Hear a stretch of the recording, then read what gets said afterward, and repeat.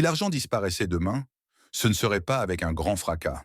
Pas d'explosion, pas de panique immédiate.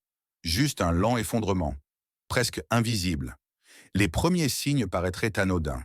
Les distributeurs limiteraient les retraits. Les virements bancaires prendraient un peu plus de temps. Et un matin, on annoncerait que certains billets sont remplacés ou modernisés. Beaucoup hausseraient les épaules. Ils diraient « c'est normal, c'est temporaire ».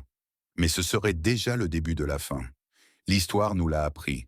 Les effondrements financiers ne frappent jamais d'un seul coup. C'est un processus, une lente perte de confiance.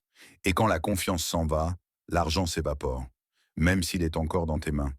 Mais avant de comprendre ce qui se passe quand l'argent disparaît, il faut d'abord comprendre ce que l'argent est en réalité. Ce n'est pas les pièces dans ta poche, ni les chiffres sur ton compte en ligne. L'argent, c'est une croyance, une idée partagée par des millions de personnes. Ce papier, ce métal, ce code numérique a de la valeur. Quand cette idée tient, un simple billet peut nourrir des villes, construire des empires, financer des guerres. Mais quand elle se brise, plus rien ne fonctionne. Aucune loi, aucune banque, aucun gouvernement ne peut la réparer du jour au lendemain. Regarde l'histoire. L'Empire romain, par exemple. Sa chute ne s'est pas jouée uniquement sur les champs de bataille. Elle a commencé dans les ateliers monétaires.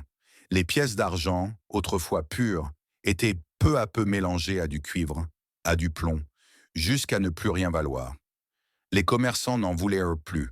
Ils exigeaient du blé, de l'huile, du vin, même des poulets. L'économie s'est fragmentée et la confiance s'est effondrée avec l'Empire. Des siècles plus tard, l'histoire se répète. Allemagne, 1923. L'hyperinflation. Les prix doublent tous les 2 jours. Les ouvriers sont payés le matin et dépensent tout avant le soir. Des billets par millions, puis par milliards, pour un seul pain.